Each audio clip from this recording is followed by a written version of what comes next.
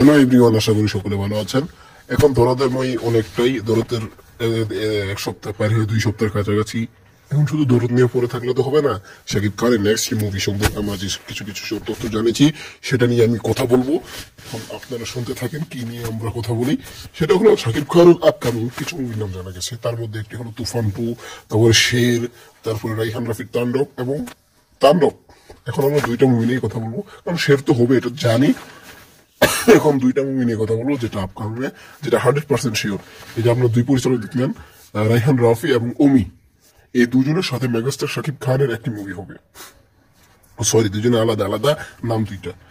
তো অমির যে মুভিটা হবে সেটার নাম হচ্ছে কি যে শিডর শিডর শিডর মুভিটি, এবং সেটা বিএফডিসিতে সেটা নাম লেখানো হয়ে গেছে। এটা হয়তো আগামী 25-26 সালে মুক্তি পেতে পারে, অথবা 25 সালে ইচ্ছাটা মুক্তি পেতে পারে।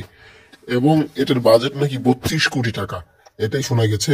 আবার ওদিকে মেগাস্টার শাকিব খানের সাথে রাইহান রাফির দ্বিতীয় জুটি তাণ্ডব, তুফান 2 আগে হবে তাণ্ডব। এগুলো আগামী কোরবানির ঈদে রিলিজ পাবে। তাণ্ডব তাণ্ডব মারদাঙ্গা অ্যাকশন দিয়ে এই মুভিটি হবে, এবং জানুয়ারিতে শুটিং শুরু হবে শের মুভির। এবার সবকিছু অপেক্ষার পালা, কখন কি হয় না হয়। মেগাস্টার শাকিব খান নিজে ছাড়িয়ে যাচ্ছেন, এটা অনেক কিছু হয়ে যাচ্ছে।